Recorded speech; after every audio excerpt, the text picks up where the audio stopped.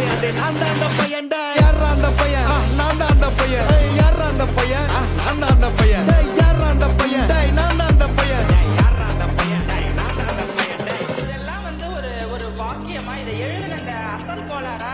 அவருக்கெல்லாம் அசல் கோளாறு இல்லை அவரெல்லாம் முழு கோளாறு தான் அந்த